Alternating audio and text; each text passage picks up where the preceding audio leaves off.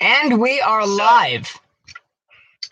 All right, we're live. Hooray! This is the second part of episode 28, which is the Great Livery Debate. Catchy music intensifies. Anyway, like I wanted to say, Andrew, I've got a really damn good pair of candidates for the livery debate. Both of them from the same class. I did already say it, the Lms Fairburne Tanks. Which, if I'm not mistaken, are probably the only. Weren't they put in a Caledonian livery? One of them was. Reservation. Well, I'm gonna go get some tea. 1 sec, I need to get something as well, actually. All right. So, how about that logo contest, Andrew? You went to take a piss. Hey, Ryan, I'm gonna do a little experiment. I'm gonna drag you over to fronting subjects to see if this works. Do you mind that? Oh, God. Okay, looks like it was unprivated.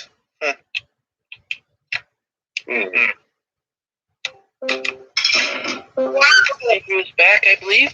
Oh, assholes! I picked burning subject. You're welcome. Awesome! Okay. Oh, great. No. All right, I'm back. Oh, and that's the thumbnail Andrew chosen. A photo of 614. Wow. Yeah, how on... All right, so, Okay, Wait, what? anyway, though. all right, so, Before... are we gonna start off with the cool wall? Yes. What engines we got this time? Okay, so let's position the camera first. Okay, now. I'm not watching the stream, so you're gonna have. Also, Andrew, I've got a new member in here. This is Damien. He's Who? a fellow GMOD train builder of mine. Who? Damien, Dr. Gaster. Oh. Yes, Hello there. I'm back with tea. All right, Well, but for the cool wall, Banger boy. today, Yeah, I can tell because of the whistle kind of drowning out Andrew's voice. Now, what's the first engine? the first engine of the day to go onto the cool wall is a Pennsylvania one. It is. What kind is it?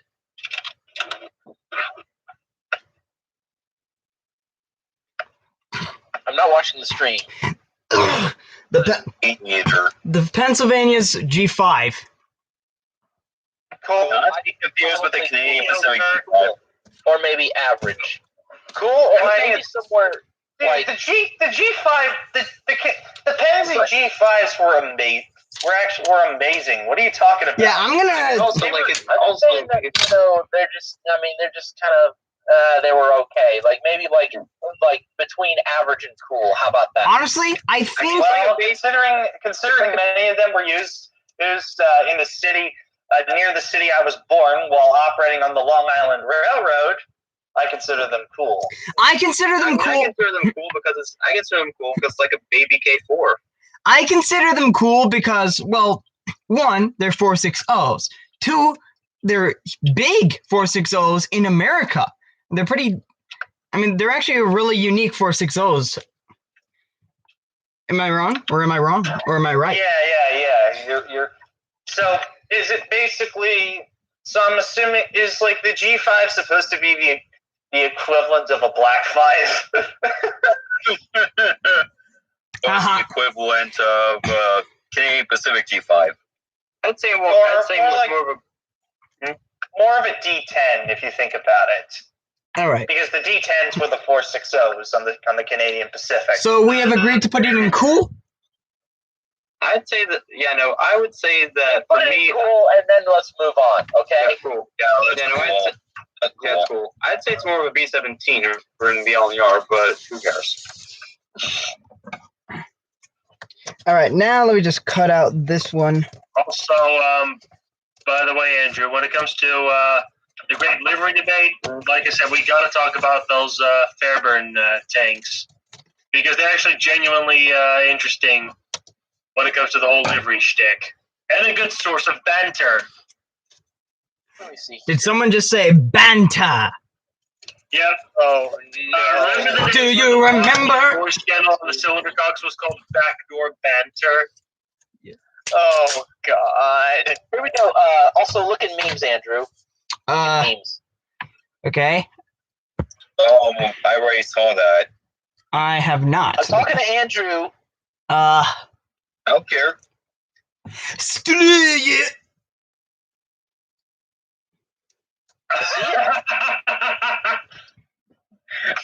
Still kind of funny though. You know, I was happy, like, because I'm thinking, oh, I'm gonna get this locomotive's definitely going in Sub-Zero at some point. But then you show me this image. Anyway, on to this locomotive. All right, what's the next engine? Damn it, I dropped it. Okay. Here. Milwaukee Road, Streamline Hudson. It's the Milwaukee Road F7. It's F7. Zero. Cool. Yeah, Sub-Zero. I was gonna say something Britain Sub-Zero. in Sub-Zero. Sub-Zero? Okay. It is the closest competitor to Mallard, so it automatically goes in Sub-Zero. And actually,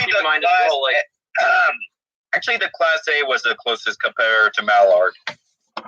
I mean, Yeah, but guess what? Back in the days, a French railroad engineer recorded the F7s at a regular speed, by the way.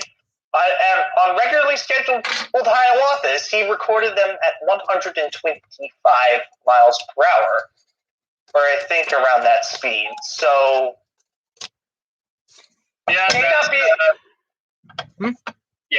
That's close. all right. Now that we've got the F7 out of the way, So exactly. now this one is an individual locomotive. Uh-oh. Santa Fe 1010. Yep, it is Santa Fe 1010. Cool. Yeah, Cool. very Only cool. downfall is a certain color it's been in. We'll get to in this video, I'm sure. Yeah, you had to remind me of that GT and horde. Rivers don't mix. Raz, me boy. Ahoy, Resmy boy! I need you to screw. Now the chat is a lot more full than it already was. Ahoy, me boy, Res! I need you to scrub me bottom. When was the last? Colonius. Hey, when was the last time boarding Seriously, subject was but there I grounded? said, I do wish that we had some boobs. All right, let me just take off my shoe. Don't In all do it, seriousness, when was the last time Burning Six was this crowded? I don't know. Who knows? Oh, I don't know. Fucking last week. But as I'm That would be great. wait, so back to 10. I'm just gonna say this right now. Very cool because it may just it's a prairie. It's a prairie with historical significance. Yes. I forget which train it ran, but it ran fast the wind with it. It's called the Scott Special. Andrew, check your DMs. I sent you a cursed image. Oh boy, what do we got? Also, the other thing is, like, you mentioned Look Prairie. at how, you see what's cursed about it? Yes, I see what's cursed about it. Now sign it. Yeah, also, you said it's a prairie, so I fucking love prairies. Yeah. It's the American V2.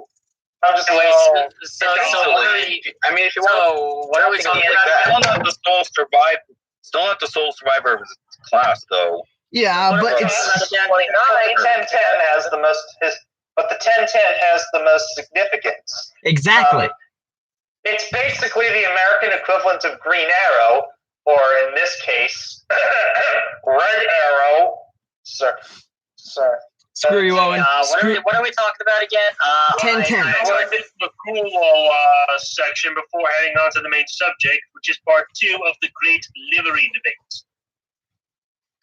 Now, if you don't mind, I'm just gonna. This is my hat. But yeah, what's next? All right. Now that we've talked about 1010, on to probably my favorite streamlined steam locomotive. Is it the Blue Goose? Ooh, I love these. The New Haven. I-5 Hudson. The New Haven I-5 It's Hudsons. cool. I'd say cool. Wait, Very I'm surprised you have heard of I-5 for your Blue Goose. Cool. Well, Like first, that. Cool. Oh, it's called Sub-Zero, not very cool. It's Sub-Zero. I thought there was a very cool section the last time. It's called Sub-Zero. It's sick, but it's called Sub-Zero. Yeah, but like, wasn't there like very cool? no. We have Sub-Zero, cool, average, mediocre, uncool, and seriously uncool. But anyway, What's the noise I'm hearing? What noise? Raz? but anyway, so we have agreed to put the New Haven I-5s into cool. Yeah, cool. Cool. Yeah, I don't know about you guys, but yes, the Blue Goose is a very special locomotive to me, but the New Haven I-5s look freaking beautiful to me, okay? So, I mean, also like they're both. Oh, I mean, the way I see it, like they're also underrated Hudsons as well, and also they were probably capable of more than they were supposed to be at first. Yeah, and not to mention, they somewhat inspired an overseas design. That being The C-38 Pacifics from the new South Wales Government Railway in Australia. Australia! Yeah, the T1s also served inspiration for them as well, but that's not the point here. Okay, yeah. but anyway now, Unless you're putting that in the cool wall next. now we have this very tiny image. But guess what is on this image? Guess what's on this? It's time I look into a home.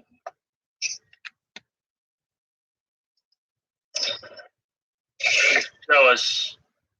What did you? Yes. It is. It It is Southern.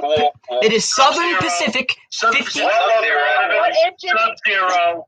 Wait, look, Sub-Zero. Steven didn't hear it. 5021 class. It's Oh yes, Zero. yes. Southern Pacific I didn't 5021. hear anybody of what the locomotive was. Okay. Southern Pacific 5021. All right. 5021. It's fucking 5021. Look, this thing is Okay, yeah. Now I hear you. this Now- thing now is I- shad as hell because one, it's a 3-cylinder steam locomotive in America. Two, it It's almost also operated in the preservation era. exactly whether So no one remembers it because this is a 3-cylinder steam locomotive that's operated in the preservation era in America. I mean, yes, you can go around with I think flags. the reason why no one remembers it is that it never really left the LA County Fairgrounds and only moved like a teeny weeny bit along the little track they had until it was actually considered at one point. Yeah, it was actually considered at one. It'll probably be more appreciated. The Freedom Train, they considered. I wanted to say that, 2021 for it. Stephen. Yeah, they considered it for the Freedom Train, and then when they were about to move it, they were like, huh, and then they dropped it like a fucking child. Well, Yeah, actually, they they rejected it first, and when they were moving it back into the museum, they dropped it.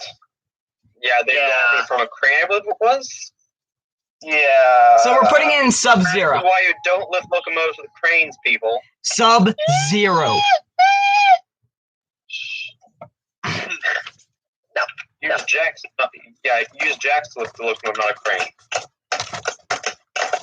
All right, and now if I can just cut it out, it's on to our final American locomotive of the day. Is it more boner fuel for me? No, it's actually for everyone.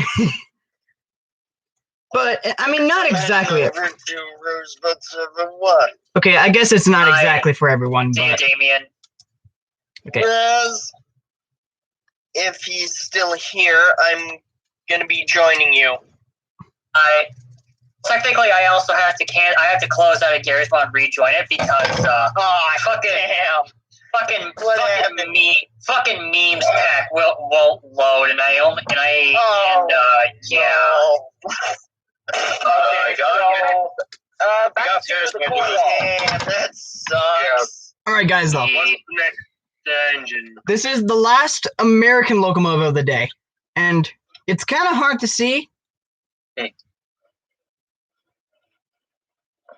What is it?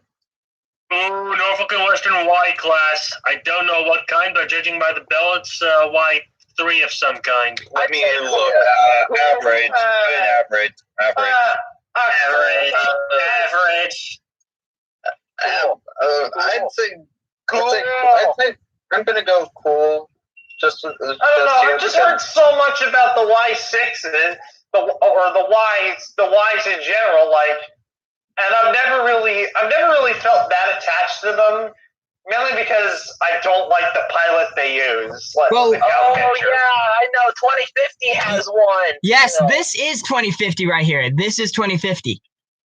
It's a Y3A then. Extra check. You know what? Put it in average. Average. Just average. Hold up. What do you mean by that? I got a better idea. Let's put it on the line of average and cool. Okay, so right under. Satisfied. Let's put it underneath Fury. I'll be right back. I got my newest. Wait, you mean that Fury's cooler than a Y class? Yeah. Hell yeah, brother. Hell to the friggin' no. How about screw you, Steven? I can agree with Raz on this one. Fury is good. It's not good. It's not good. Kill the person. I know it killed. I know it killed a person, but nope. I can't kill the person, but pun intended. Moving on to the next locomotive. It killed a person, but pun intended. Moving on to the next locomotive. Fury is much higher. I said we're moving on to the next locomotive. Guys! I'm going to say what I have to say. I mean, Fury just seems a whole lot hotter than the Y6 than the Ys. She just seems she's a much hotter head than the Ys. No. I mean, the other thing too is when she was like. I mean, the other thing too. Steven left! Because we do have to get onto the actual livery debate. Yeah, I know. The other thing with Fury as well is that she was actually she was furious so much.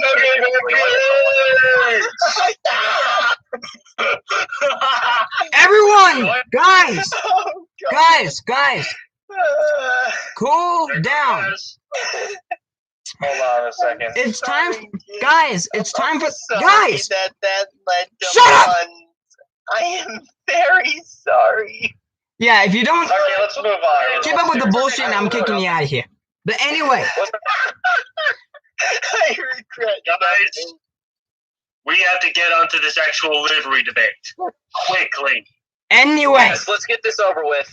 now, next, this is our first British locomotive of the day. Ooh. Actually, hold up. I'm gonna put this in average because I neither love nor hate the 9F. I mean, I don't love 9F, so I don't hate them either. Sub-Zero. Okay. The best British locomotive by far. It can pull a freight. It can pull a freight train with. It can pull either a long ass freight train or an express. Well, that is. Okay, guys, I'm gonna put it in cool. Right here. Is that okay? Yeah, that's all right. Yeah, I'm fine with that. I mean, also but then again, at least not the crossy variant because those look ugly AF. Yeah, and those were tragically rated as 8F because they lost some of their oomph. I'll be right back. I gotta finish my newest. Anyway, just to make it go by faster, what's next? Okay. The next one, let me just cut it out correctly.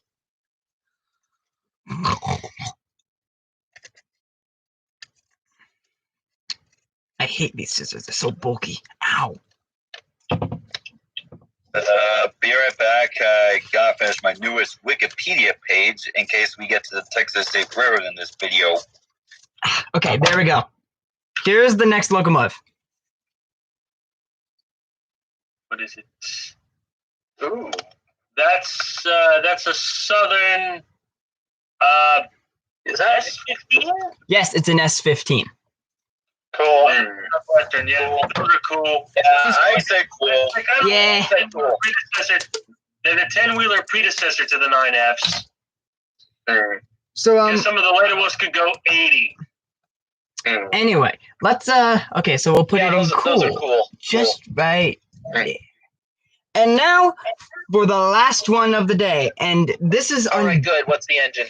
and I've saved the best for last because last time I saved the worst for last.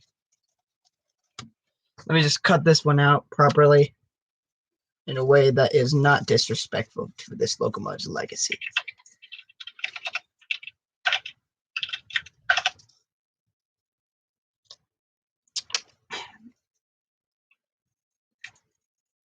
Welcome to ASMR. What is it? Welcome to ASMR cutting things. What is it? High five. Okay, but anyway, as I said, I saved the best British locomotive for last. Show us. You weren't kidding. I'm Tell gonna him go. that's Oh, it is an LMS Sub-Zero. engine. Sub-Zero. Sub-Zero. Sub-Zero. Sub-Zero. Sub-Zero. Zero. Sub-Zero. Sub-Zero. Oh, you even polarized The number on there. Let's begin. The That only means he's thing even that polarized. sub them, that is Dan. Let's Even colorize the image, Andrew. That's actually respectful. Yeah, absolutely. And dare I say it? And even if I get shot by the nearest LNER fan, the princess coronations were better. look. Okay, let me find the nearest gun. Well, Now that the was full pretty wall is open. nice, but it did get in the way more of maintenance. But anyway, livery debate. Andrew, Yeah, let's get on to the livery debate. Yes. Finally. let me start off with a hot topic. The Okay. Lms Fairburne tanks that I kept mentioning several times. Yes. Basically, Well, I mean, don't know yeah, much no. about the class, but there are two preserved ones, numbers 2073 and 2085. But I can already hear some British people saying, no, it's 42073 and 42085 because they were made by British Railways in 1951. They never carried an LMS number. To which I'm going to reply, shut the fuck up, you pathetic little BR purists. Ho-ho! Basically, the shtick with these locomotives is, even if they weren't built as British Rail filler locomotives, basically, in the preservation era, both of them were painted up in different paint jobs from some of the LMS its constituent companies. Now, if you look in UK locomotives in this server, you'll see a picture of 2073 in the London and Northwestern black, and a couple of pictures of 2085 in Caledonian blue. It's Caledonian. Ooh. Wow. Approve of the Caledonian. I approve of the Caledonian because of its Scottish roots. Yeah, like, my opinion on the whole, on these liveries, I like them. I like them more than BR Black. We all do. Anything is better than BR I Black. do think that the 2085 could have benefited from more blue on in its Caledonian livery, like maybe blue cylinders and those blue triangles near the front. Because I don't know if that's historically accurate to LA any actual Caledonian locomotives, but I mean, it is somewhat accurate. Like some of the later 460s, which also had Walsh Falcon, did have their cylinders painted red. okay. That's interesting. But Hey, by the way, speaking of tank I'm engines, just saying that as somebody who doesn't know that much about the Caledonian Railway, I thought that blue cylinders would have looked better. But okay. Jim, try guessing what tank engine I'm impersonating by doing this. Hold on.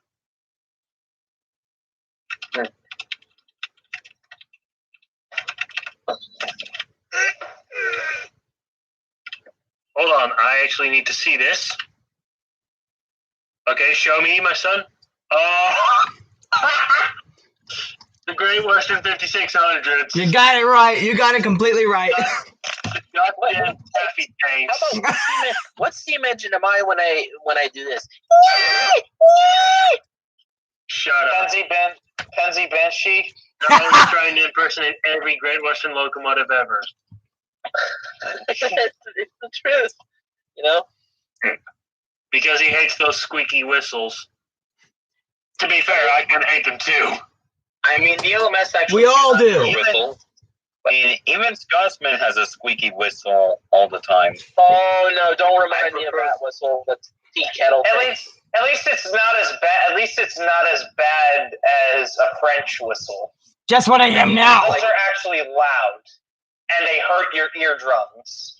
I mean, what I say is give Scotsman back for 3 times. I agree, but anyway, wait, guys, guess what I am now? Wait, what? An elephant ears? Who? Are you trying to impersonate a pannier tank? Oh, he's trying to impersonate someone trying to cover their ears from a loud-ass whistle. I think those are supposed to be deflectors. Yes. Is it 844? Is it? Are you trying to be a British engine? Wait, no. This is Maybe Flying Scotsman and Martington livery. here. I'm gonna pretend to be an S-15. Wait, that's 15. Yeah, true. Here's an 05. They're kind of small. Anyway, though. Like, the S-15s needed bigger deflectors or no deflectors. That's the big truth. Anyway, let's continue with the livery debate. What next? How about I'd like to chronicle all of the liveries that Southern Railway in the United States, of course, locomotives have worn. All of So, them? Right, yeah, this superior one. Talk about. And don't worry, I'm not going to go too deep into the history. So, if I must, I think you should talk about 3D5 with 4039. Absolutely. All right. Hey, something now. How about we end that segment with 610? That way, right after then, we can talk about the Texas State Railroad liveries. All right. Fine. But since we've already talked about the 2716, that's of course getting omitted. But anyways, now of course 4501. I mean, that's like the easiest place to start. Now, of course, when it first got on the Southern Steam program, it was put into a rather beautiful crescent green livery, even though it was horribly inaccurate. It's still somewhat inspired by a Southern Mountain type. Yeah, and it was fitted with a red roof, which was also inaccurate, but who the hell cares? It looked fucking gorgeous. And they made it work. Yeah. However, in the 1990s, if I'm not mistaken, the green was sort of changed up a little bit. Instead of the silver smoke box, the locomotive then gained a gray smoke box. And What? I like the silver smoke box better. I agree. Were they much... Yes, I do too. But with a much darker appearance, even though I do not think it fit. But of course, and then of course in 1996, which was a couple years after the NS steam program ended, TVRM decided to do for their 25th anniversary, they painted the locomotive back into its original black livery. And that's where I'm going to end 4501's story. Now, but I want to say this right now about the just so we have a little bit of a livery, debate. When it comes to 4501 in black,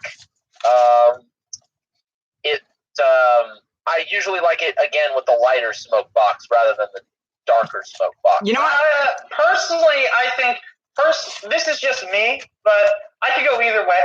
I think I like the dark smoke box on the black livery a little bit more. But anyways, I think we shall continue. Before we move on, I like to say this about 4501. I forgot the road number it was swapped into, but just like 2716 was masqueraded as a Louisville and Nashville locomotive. 1593. Yeah. But okay. yes, I should have mentioned that shit. But moving on. Of course, now I'm going to be talking about. Now Stephen is probably going to fall asleep because I'm going to be talking about a bunch of consolidations, albeit one of his is his personal favorite. But I'm going to start with probably the most basic one, being 630. I wanted it to be 722. That's next. That is next. Okay. And 630 is going to be. And don't worry, 630 is going to be short because it barely changed. Of course, along with 722, it went to the standard gauge version of the Tweedsee Railroad, and it was renumbered to number 2. Yes, I'm coming right now. Or the Eastern Tennessee and Western North Carolina Railroad, at least the standard gauge version, that was renumbered to 207. And then in sometime in I want to say the 1960s or early 70s, Graham Claytor picked it up to add some extra steam power. 630 mostly stayed in black, and it was painted sort of back into a southern livery, but it gained white walls and a red cab roof. And it would continue to operate like that right up until around 1989.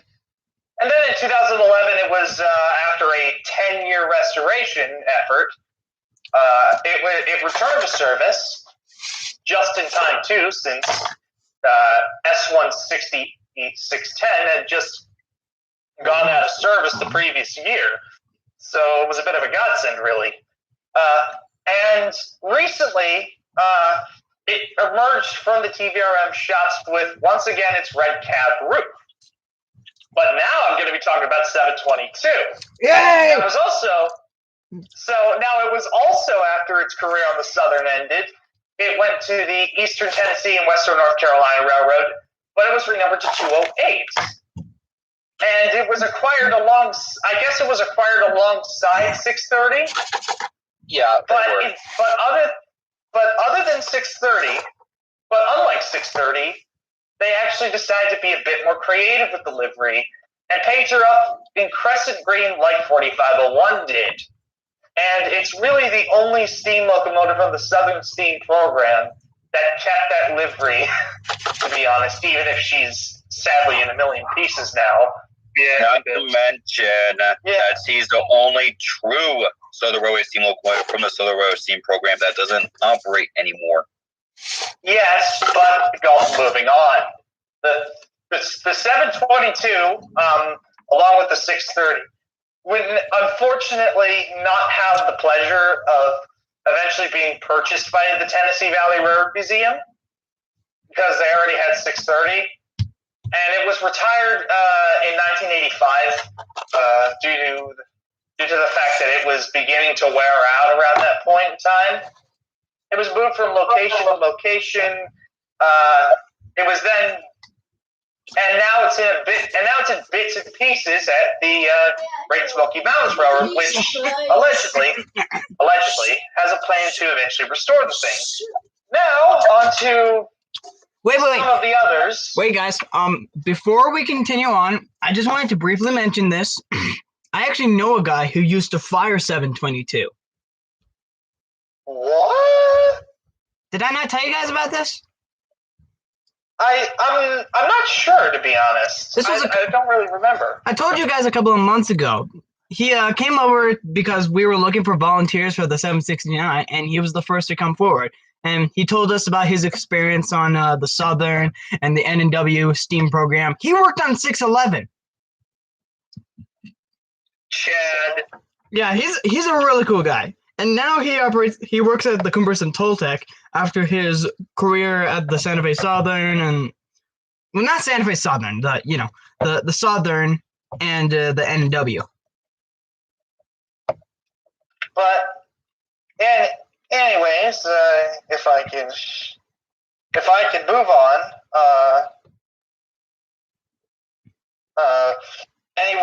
If I'm going to move on, I'm not going to really be talking about 401 and 154 because, like 630, they haven't really left their liveries or have been really painted, and they've only been operational as of recently, and they haven't really worn anything of too much. But there is one more Southern consolidation, and I've saved the best for last. Here we go. 385. The thing about 385 is that she didn't operate for the Southern Steam program. In fact, after she was retired, she didn't really touch the South again. It was originally sent to the Virginia Blue Ridge Railroad, which numbered it to number 6, if I'm not mistaken, and it was referred to as the Big Engine, considering the fact that it was literally the only locomotive larger than the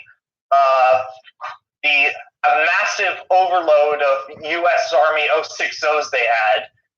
And then in 1965, a man named Earl Gill went to, this is after 385 was retired on the Virginia Blue Ridge and was in storage. So he went to the railroad, he purchased it, and moved it to middle of bumfuck nowhere, New Jersey, to restore the thing to working order to run on a brand new tourist line known as the Morris County Central. Now, it would be operated out of... Wait, you need to also talk, if you're going to talk about 385, you also got to talk about the other engine that was on there. Yes. Later on, Earl Gill would also purchase 4039. 385 and 4039 would continue to operate, well, after receiving minor overhauls, I guess. They would operate on the Morris County set. Now, in 1971, even though the locomotive now had Morris County Central in the tender, in honor of employee Charles Barrett, the engine was painted up into the crescent green livery. It would also sport the Southern candlesticks right by the headlight, and argue the Southern Eagle on top of it, and arguably most infamously, it had Confederate flags flying over it. But not to go too deep into that, the locomotive, however, once the Morris County Central moved to Newfoundland, New Jersey, and the railroad started to really go downhill due to some really upsetting reasons I really don't want to get into today, the 385 ended up being reverted back to its in 1977, but this was not its normal black livery with a silver smoke box. No. This was black all around with a black smoke box and a black boiler. Can I see? And it sort of mellowed, and it sort of mirrored the somewhat depressing state of the railroad at the time due to the fact that it was pretty much bankrupt. But 4039, I'm just going to say this right now, it hasn't gone through many, but 385 would end up eventually being retired in 1978, only leaving 4039. Now, 4039 really did not have that many cosmetic changes over its life. Yes, it gained like a new number plate that arguably looked a lot fancier than the original one it wore. But in 1976, the locomotive wore a rather infamous Christmas time promotion thing. No. Which was just a gigantic face of Santa Claus on it. And it And looks. it was called the 80-ton Santa Claus. And it was even fitted on recently at one point, although I don't know when. And mid 2000. Anytime before 2010, that's for sure. That was in 2006, 2007. Yeah, in 2010, of course, 4039 would eventually get restored, the restoration would start in 2010. It's still ongoing, but it's at Whippany Railroad Museum. But 385, after the Morris County Central went downhill and eventually closed in 1980, there were two attempts to actually restore the locomotive to operation. One by the Delaware Otsego system, which crashed and burned, and then there was another one by a technical school, which also crashed and burned and resulted in the locomotive nearly getting cut up. Thankfully, it was brought back to the Whippany Railroad Museum by a trucker who managed to acquire and donate it. Today, it's still there, and it actually still has the Southern Railway Eagle on the front, and I think it still has the candlestick. I'm actually not... No, she doesn't still have the candlesticks, which is important. Now, the candlesticks, for those who don't know, those were basically these two golden rods that were fitted next to the headlight, sort of like... Yeah, those pillars. Yes. S&A 750 had them, and A&WP 290 had them as well. But finally, the final locomotive I'm going to talk about, since I was requested to talk about it, the biggest locomotive to operate for the Southern Steam program, Texas and Pacific 610. Yes, was painted up in a pseudo-Southern livery, although they didn't go into as much effort into it as they did with 2716. It was still passable. Like, it had the Golden Eagle, it had the Southern lettering on the tender, it had... I'm assuming they fitted a PS4 whistle to it, since they literally fitted PS4 whistles to every locomotive. But unfortunately for them, the wheelbase of the locomotive was proving problematic on switches, and the locomotive's running gear itself was a bitch to work with. It's a 1927 locomotive, 210 force. It's one of the earlier ones. So, and I should talk about the Freedom Train livery. I was about to say. Yeah. I should have talked about that, but then I was. It is the unsung hero upset train. Yes, it was painted in a Freedom Train livery, and that's what originally was restored for. But it allegedly also. Now, this may be a colorization error on one of the photos I've seen, but it also, I think, it wore a green boiler at one point. But anyways, that is my piece on some of the rest of the locomotives that operate for the Southern Steam program. If you're wondering why S&A 750 and Royal Hudson 2839 didn't appear, number one, I think 750 looked the same like it did in revenue service, and 2839 was barely changed at all. Just a tender. Yes. It was literally just... But I said my piece, and now it's time to move on. Now, how about we get to the Railroad 610's Holmden now? Yes, it was in 1981. It was actually donated to the Texas State Railroad, where it sits on display today. Yes, Ryan. And that is a perfect segue in.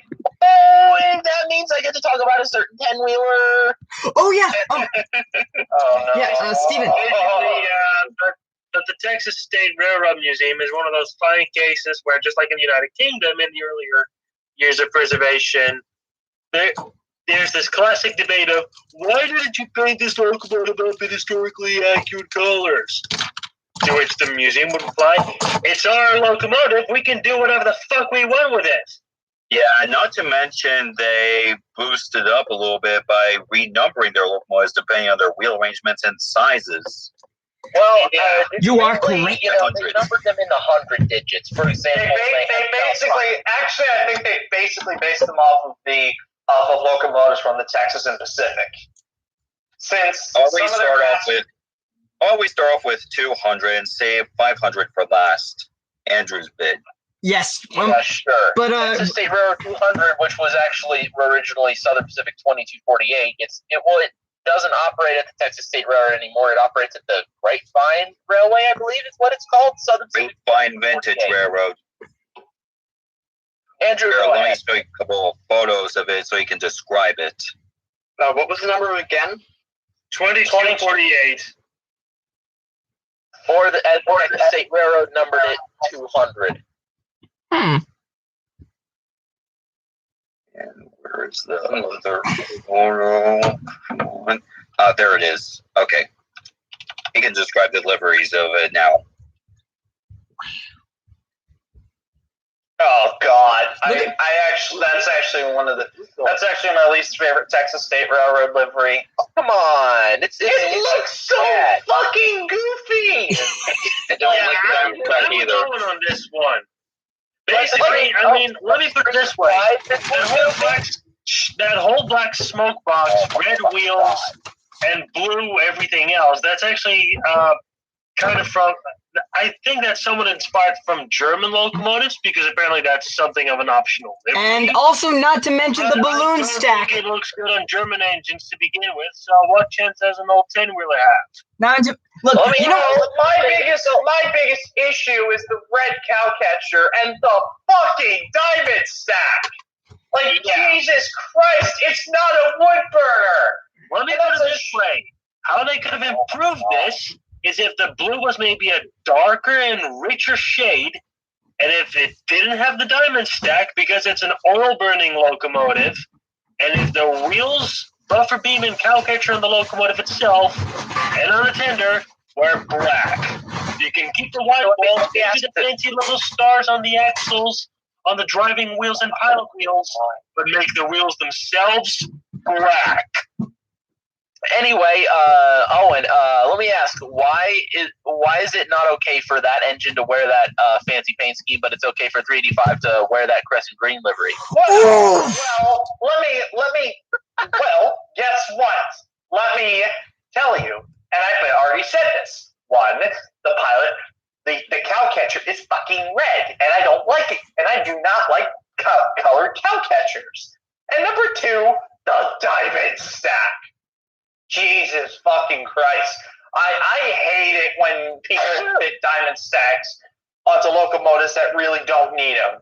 Because that's just a shitty attempt at like one of those. Steven, dare say it, diamond stacks are probably something that Mr. Accuracy would like. Oh my God. Yes, I went there. Then again, I wouldn't doubt it because he doesn't know shit about steam engines. All right, let's move on to the next one. Number 201, a.k.a. Texas and No. Pacific. What's another livery that we didn't really talk about the Grapevine. The Grapevine livery. Yeah, it still has something that you don't like about it, Owen. It's mainly the copper. Well, I think the copper cap on the smokestack is a little bit too grandiose, and the lettering on the tender sucks. Let me just put that right there. Like, the lettering on the tender just utterly sucks. They could have made it like a Russia iron locomotive with the paint scheme it has, but nope. They just still decide to pull their own little. But then again, at least it's better for the eyes than the Texas State Rail. In fact, you know what? Fuck it. I'll go as far as to say the last time 2248 had a livery was when it was retired by the SP. There, I fucking said it. Yeah, I did say it too. SP Black is better for this engine. And Russian Iron could work. It could work, but not in the way they are. What about instead of painting it that color blue, paint it midnight blue instead, and also have the pilot painted a different color than red? Yeah, so basically like a more successful take on the All Texas State Railroad livery. Like I said, darker blue, and make the cowcatcher, buffer beam, and wheels black. But you know what else? Or rather, at least very dark gray. Look in USA locomotives and look what 2248 used to look like right before it was retired. Andrew. Yeah. Oh. Andrew, I don't think you actually got to talk so far, so I think I'll let you do 300. You want to do 300? What engine you want to do? I want to do 500. 500. Let's do 500 because it's from... Andrew, you can do 500. I think I'll do 300. Well, anyway. Yeah, even though 300 is a Pershing Connie. But anyway, though. What is known as Texas State Railroad 500 is actually adjacent to Topeka and Santa Fe 1316, which is a 462 Pacific. Well, when it was bought by the Texas State Railroad, it was painted up in a green and red paint scheme, which, as they said earlier, looks pretty cartoony. I mean, I don't mind the green because, Southern Railway, but... The green looks beautiful. Exactly. I don't... He didn't mind it. But anyway, also had a visor headlight. What I don't like is the red wheels, which they mentioned earlier, making it look like a Disney cartoon. Well, I don't think 1316 had those. I think it just had standard black wheels. Oh, yeah, it did. Does anybody have a picture of 500? Yeah, there it is. Oh, it does not have red. Yeah, it just got regular black wheels with white walls or maybe dark green. Okay, I will admit then, I do like the livery for 1316. But after it was retired, it has been under a extensive rebuild, which actually is kind of pissing me off because it's taking way too long. To be fair, the boiler has been found to be too thin, so if they were to fully restore that thing, they're going to have to make a brand new one. They already made a brand new boiler. They did? Well, yes. The old one is sitting in the rust shops, and they recently gave 1360 a cosmetic restoration. What? Wait, where did you hear this? Hold on. Let me go real pictures on that real quick. Because I do not recall 1316 getting a new boiler. I know 1316 got a cosmetic rebuild back into its original Santa Fe livery and numbering. And I do like the silver smokebox door that it has. But my one gripe with its original livery, I'm going to say that right now, give it white walls. Look at real pictures on that now and see two different boilers. One rusty and one gray. I think the rusty boiler may be a different locomotive. Actually, it says here 1316. Well, okay. Let me just say this right now.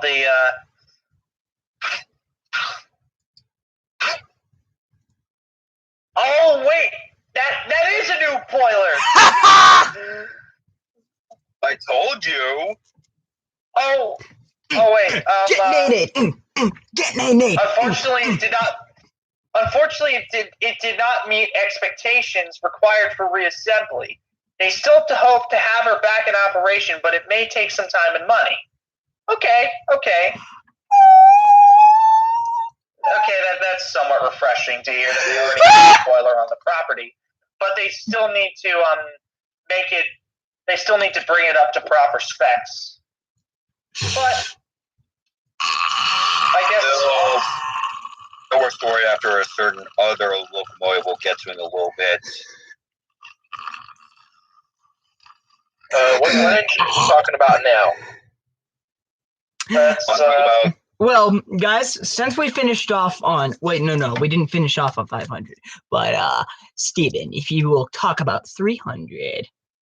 Oh yes, 300. I think at least one of only two Pershing consolidations still operating. Number 300 was originally built as South Coast Lumber Company, just 28. The engine was when it was acquired by the Texas State Railroad, it was given a red boiler, and it just that's the most significant thing I can really describe about it.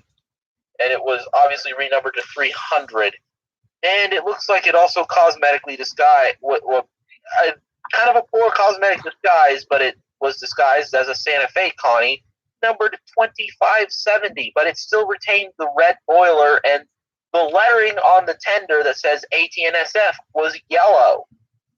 This This disgusts me. Ports are yellow. This disgusts me. Can I say something about? Look at the top of the tender. That's also red. I didn't notice that. I did not notice that. Can I say something?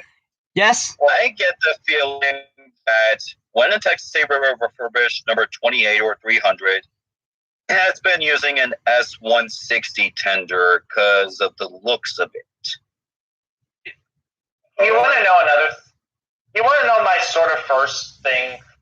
Has anyone ever bought one of those tourist train guidebooks that, like, those little paperbacks, which you could find at like almost every Scenic Railroad or any railroad related store, pretty much, that gives you basically an index of all of the major. 300, when it was still in its red boiler, was plastered all over the advertisements for the Texas State Railroad. Like, it was even in their logo at one point. Great. This locomotive is now despised by me. Not the locomotive itself, per se, because I bet it's a good performer, but Texas State Railroad trying to make this look like a Santa Fe locomotive. Fuck you! That was in 1997. And also, I think that number 300 has now been reverted to its, original livery, which is a lot less fancy looking, but it's not as appealing to. It's not, it's not really that much going on with it. I mean, yeah, I couldn't even recognize it at first, to be honest. But I realized it was painted back to black. But also, let's talk about. Or speaking of, they were reverting all their. This was after they reverted all their steam locomotives to their original liveries after the Texas State Railroad was bought by the infamous Iowa Pacific Holdings. Infamous one, but I still don't like how they cosmetically. Yes, the company that went boom boom recently. But they thankfully sold the Texas State Railroad again in 2017. They did thankfully sell it before they went kablooey. Who wants to talk about 400? Who wants to talk about 400? I want to talk about 400 because it's my favorite. So, number 400 was also built by Baldwin in 1917. It was actually worked for the same railroad 28 did for a little while. Tremont and Gulf of Louisiana. But then early 1950s, it was sold to the Magma Arizona Railroad, which included a certain other locomotive I'm sure we'll get to a little bit. Are we going to be talking about number 5? Not sure. Yeah, but we're definitely talking about. Anyway, it was renumbered 7. Then in 1970 was bought by the Texas State Railroad, and well, when it was restored, by the time the Texas State Railroad bought it, it already had a L on top of its smoke box and a centered headlight with a rectangular number plate, obviously. But then when they restored it, they kept the centered headlight, moved the bell back to the middle top of the boiler, and painted it all black with a dark gray smoke box instead of that chocolate, copper smoke box. And Brown. Or yes. more like shit colored smoke box. I don't get that. I really don't get that. Maybe that's what the Magma Arizona did, but I don't get why. Was it supposed to be primer and they just never put paint on it or something? What? Beats me. But as I was saying, yeah, they basically renumbered the locomotive to 400 as it was the second to largest locomotive they've ever operated. And, oh yeah, I forgot to mention this, to Owen's cum shot, it also has a Vanderbilt tender.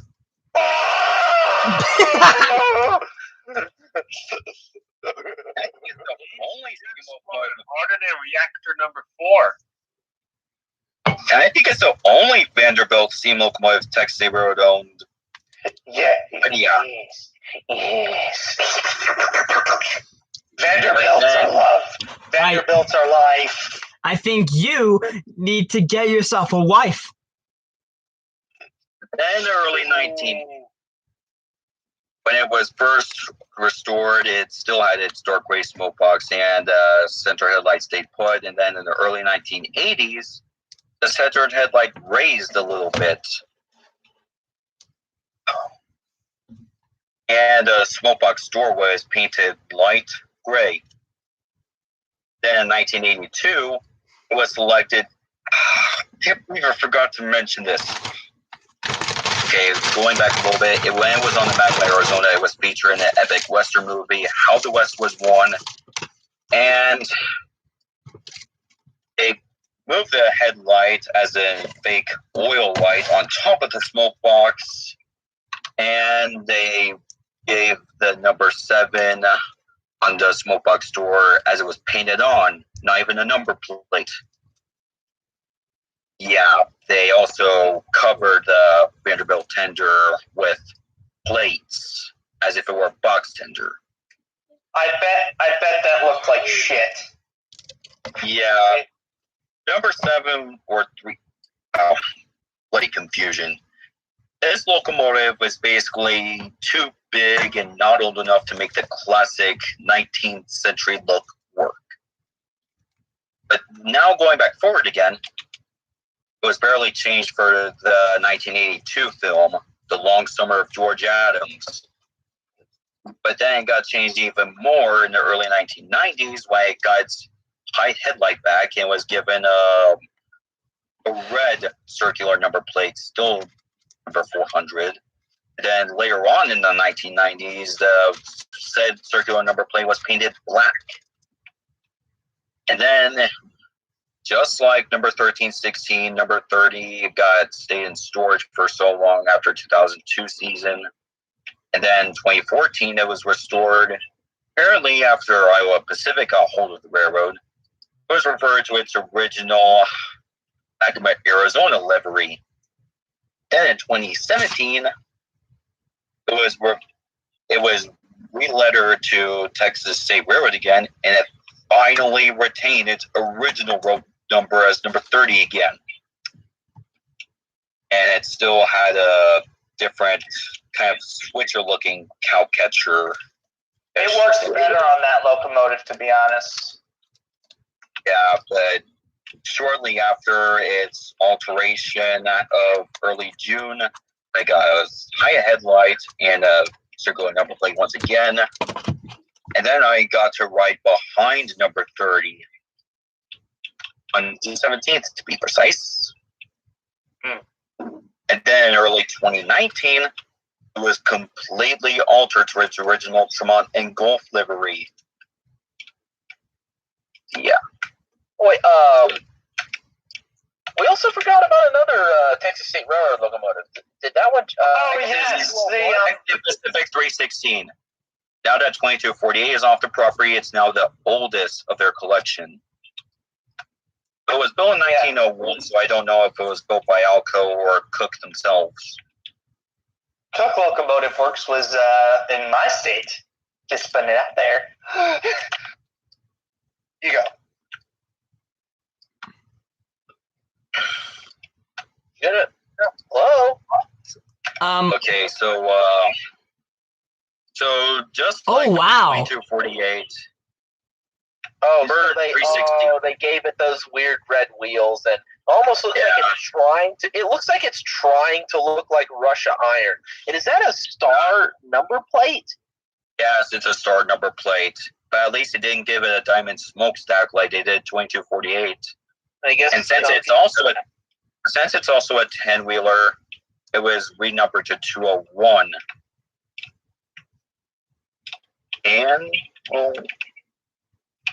it slowly reverted to its original Texas and Pacific livery over the years because, well, I don't think I can think of any other liveries that went through over to Texas Railroad livery. Anyone knows? I mean, an idea? No, I don't. Nope. Although, what's with the? I think doesn't 316 have a green boiler? It does. But that was like standard of some Texas. And to my horror, it's olive green. Which doesn't make Which it I think is personally I think is fucking repulsive. Just like the 5-time locomotive. Oh yeah, so okay, I get it now. So apparently the locomotive was renumbered to 316 again in 20. Oh, I see 5300 on the thumbnail. Yeah, because well, look, it was apparently the locomotive's birthday right before it was taken out of service in 2013. And you can see in this photo is an original Texas and Pacific livery once again. Because, right? Apparently it's and 610 are both true Texas and Pacific steam locomotives and are the last two left, unless you count no actual number 400 from the city of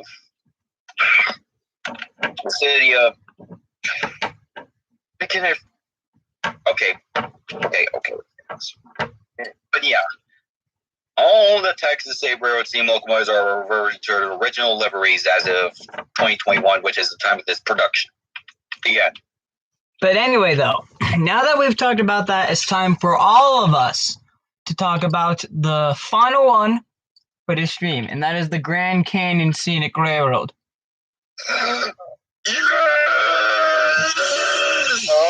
Okay. So no Flying Scotsman, I guess. No, we're not going to talk about Flying Scotsman because we'll talk about that in its own video. Oh, wow. So I guess are we doing only 2 parts to this, or are we going to make another one? Only 2 parts. Oh, okay. But before we go on, isn't there another mainline steam star that's been in inaccurate liveries in the past? 449, I'm sure we'll get to a little bit. No, we already talked about 4449. I get. Anyway, though. Have we talked about 765 and its masquerades yet? No, we haven't. But like, We could you want to know what? Do them, really. But anyway, though. You know what I should have talked about in the 4501 segment? It's both of its in 1970. It was actually for I don't necessarily remember the name of the movie. It was painted up like a B&O locomotive, and it actually somewhat fit because the B&O's Q3 Mikados were also numbered in the 4500 series. And 4501 I herself. forgot to mention that. Yes, but of course, it's probably its biggest movie it starred in was also its last, and that is Cobra October Sky? Sky. Yes, I remember seeing And it was, Gotham shot. that's when it was masquerading as an N&W locomotive, with Owen Yes. and Link actually hanging out in the cab as the engineer. I mean, he even got some screen time in the movie as well. That's yeah, what he did. he was actually the engineer in a quick cameo.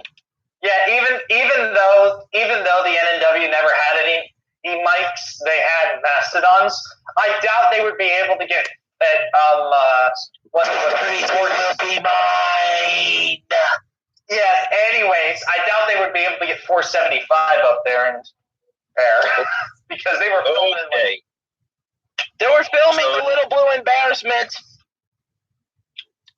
So, with that in mind, are we going to talk about the Grand Canyon Railway or not? Yes, but Yeah, Let's do it. I would like to talk about the first one, and that would be 4960. Oh, you want to talk about 4960? I'll talk about 18 then. Yes. But first, hmm? I think you mentioned the Bristol Northwestern livery. Wasn't it just in its Burlington route livery for that? The only thing that changed was maybe like the sand dome, and it said Bristol and Northwestern. That's And about it didn't have any. It didn't have any cylinder coverings or boiler jacketing at the time. That's not necessarily a livery. That's just rather laziness. Yeah, that's just being lazy. a lazy. That's being a lazy fat slacker during the refurbishment. That's being a lazy fat Finish fuck. your job. A lazy fuck. I hate to go off topic again, but why did that railway shut down? Was it because of people bitching and moaning because it was so No, loud? I think it was. I think. Because the owner suffered a heart attack and died. Oh, okay. And the fact that I still think it's shitty how they ripped up the entire thing. But anyways, moving on. Can I please talk about the 4960? I've barely been able Yes, to. you can talk about 49. Yes, You can talk about 4960. You may take the mic. You can take the mic. Okay. We all know mostly about 4960 anyway. I mean, yes, we've seen it on the Grand Canyon State Rail, but most of you don't know that she actually operated excursions before the Grand Canyon State Rail. She actually operated excursions on the CB&Q steam program. And then after that, she went through a couple of owners, and then she went to the Grand Canyon Scenic Railroad, which she was actually converted to burn a very different type of fuel. Not just oil. Recycled vegetable oil. Not only that, but it was also fitted with possibly one of the best modern things you could fit a steam locomotive with, and that is the almighty Empor ejector. Yes, more boner fuel. Which not only drastically increases the efficiency of the steam engine, making it burn quite a less amount of coal and water, or in this case, oil and water, but it also still gives a good stack torque. You can probably describe this by comparison, Andrew, what I just posted. Let me see.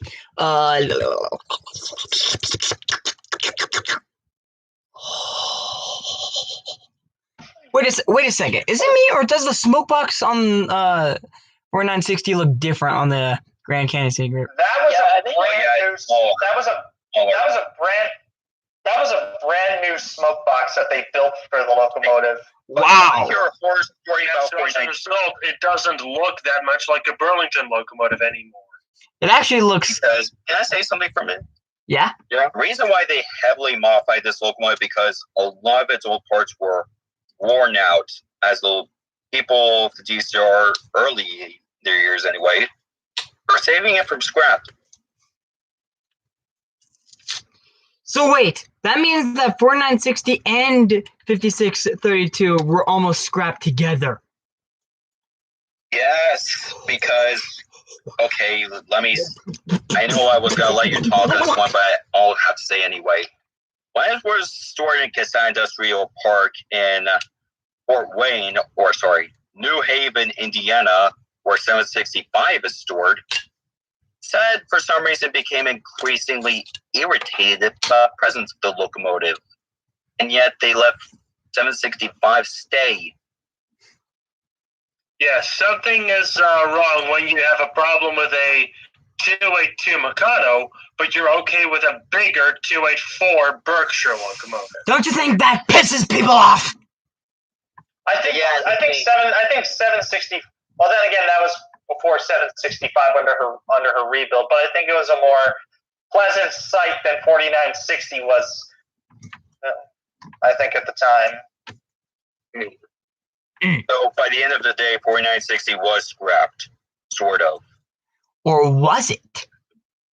Well, it was. In this case, it wasn't scrapped for good. It was just strategic disassembling to take the locomotive away and rebuild it, or at least reassemble it at another location. Kind of like a certain other Mikado. 587. Oh, well, at least the new owners weren't assholes like Richard Jensen. Continue, Andrew. I know Jensen was complete. Was Hey, very clingy. Wait. Andrew? Yes. Impersonate Richard Jensen. Once someone mentions Richard Jensen, we have to go on this whole discussion about him. All right, one sec. Let me just put on this. Make it quick, please. There, I'm gonna put it on like this. Listen, cunt, I'm trying to get my money back after buying this damn steam engine. You see, I don't care about a thing, I just want my fucking money back. So, you know what, do whatever you want. Yeah, turn it into a barbecue or something. Just get it off my hands, I want my money back. I'm gonna go get some weed. There. All right, now let's get back to 4960. Okay, anyway. Well, we already finished with 4960 because now it's time for 18. You forgot to mention it also fitted with the Worthington SA in 2007. Oh, yeah, that's right. Just like 4501 2014. Anyway, though, go on to number 18. Oh, okay. I'll talk about 18, all right. I'll talk about it for you. So, we all know, kind of like the S160s, I guess you could say, the most LS&I steam stars have been cosmetically altered. We already talked about 734 in a nutshell last part, but we haven't talked about what the Grand Canyon Railway has done their LS&I locomotives. Wait, locomotives? Oh, yeah, that's right, 29. You want to talk about 29 for a little bit, Andrew? Talk about 29 and then 18. Your own video. Talk about 29 and then 18. I mean, would you want to talk about 29? I don't know crap about it, but look. All right, so I'll post a timeline so you can actually get the idea of how changed the locomotive was in a little bit. So let me just find photos of it. Okay, one. Sorry if this is taking forever, but you know what? Screw it, because we basically the same story happened with 4960 than with the others. So how about we actually get to the end of the video and talk about what I wanted to talk about the most at the end. Okay, fine. So I'll get to 18 now. So 29 and 18 actually started out as LS9 locomotives, blah, blah, blah, blah, blah. But when 18 was bought in 1985 after the Arkansas Mountain Railroad also went bankrupt, it was bought by the Lake State Steam Association of Launa, Wisconsin. And apparently they decided to put a ribbon on the locomotive as they wanted to restore the locomotive for themselves. That apparently took a little too long. And then, in 1989, Max and Thelma, the original owners of the Grand Canyon Railway, decided I think we should take those locomotives off your hands because we need motive power. And then they did take it, and then when number 18 arrived at Williams, they was restored in just 27 days. Apparently, it's 27? apparently not big for record breakers 2101, which No. That's a bigger record breaker. 2101 was refurbished in 30 days. You said 27 for 4960. Oh, Enough I said for 27. 18 is just a little. 18 is just a little bitty consolidation. And then 2101 is a massive anthracite killer. But needless to say, it's still more of a record. Yeah, it's still pretty impressive to restore a locomotive in that quick of time. Okay, but all right, I'll get to. Damn, this is really not my day, but okay, I'll get to 29 first. Fine. So when 29 was restored, it got a centered headlight with a bell on top of its smoke box, much like 4960, except headline question star was a golden glow headlight, and the Grand Canyon symbol on its tender looked a little bigger. And then apparently in 1995, when the FRA introduced new regulations for steam locomotives, I'm not going to mention why, but 29 was removed from service and was finally brought back again in 2004 with slightly different look. Kind of like a little closer resemblance to 4960 with a twin steel beam headlight, a pipeline cow catcher. Oh, and probably my least favorite part of Grand Canyon Railway symbols for steam locomotives. They put their phone numbers and advertisements in the bottom corners of their tenders. I mean, I know that when they completed Tornado, they actually had like the website logo on the side of the tender at first, but Then again, True, but this is kind of different. They're black, but thankfully that was removed after Xantura took over, and then 29 was also fitted with a Worthington SA, like 4960, and then at some point after it was restored again, 2016, it was disguised as Santa Fe locomotive, which is not as good of a cosplay because they didn't even renumber it. I thought no one can cosplay as a Santa Fe locomotive. Try, you will fail. Well, on 29's case, I can agree with you on this one because, again, they didn't even renumber it. I mean, take a look at 200. That thing barely did the job. Supposed to be 300. Yes, but either way, you get the point. So, as for the SC4s, okay, I'll go with number 19 here. So, I really feel like I'm taking the spotlight on this one. Can I? So,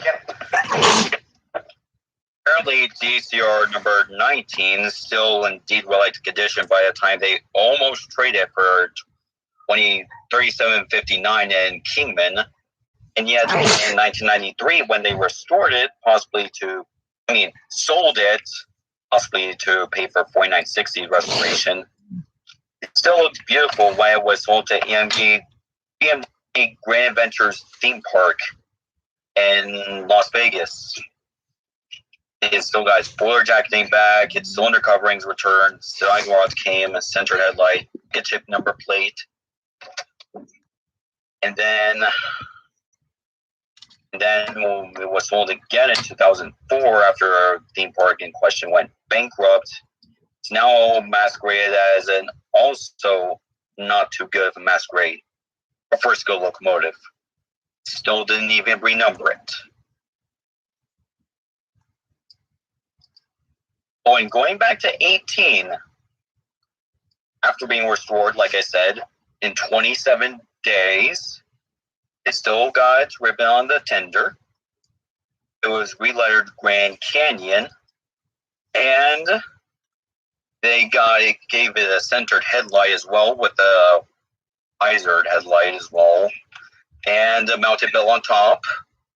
And they gave it marker lights back, but they also extended its, what's the word?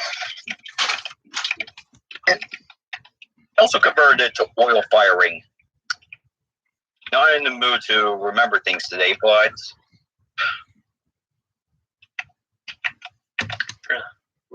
yeah, they kind of also gave up white walls for the grand opening of the Grand Canyon Railway in September 17th, 1989. You know what? I'm not in the mood to remember things today. It was basically... Can I continue? Yes, you may continue, because I'm not in the mood. Yeah, but Yeah. Anyway, so number 18, of course, later in its career, it would lose the white walls, and I think it would remain on the Grand Canyon Railway until around 2003. Okay, I'm sorry, I got it. 2007. No, actually, I was actually taking.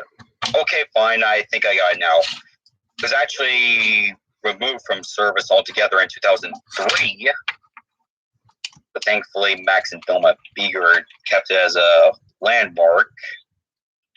And then it was And because, well, at first though, I thought it was taken out of service because it was needed a new overhaul, just like 29.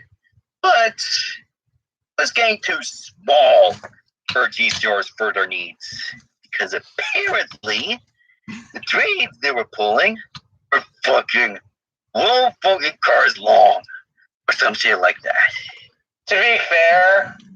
Okay, yeah, I see what you're doing. More quoting of me. To be fair, the Grand Canyon Railway trains are pretty damn long. But as I was saying before, in 2007, the locomotive was sold to the Mount Hood Railroad, or more or less traded. In exchange for $5.39, and 20 took it with it. It took 20. Yes, 539. If you don't know what that is, that's Spokane, Portland, and Seattle, or Northern Pacific, if you're one of those people. But that was planned to be a part of the Grand Canyon Railway's operating fleet. But then again, I guess the plans fell through once a company called Xanterra purchased the Grand Canyon Railway. And they initially just cut the steam program altogether.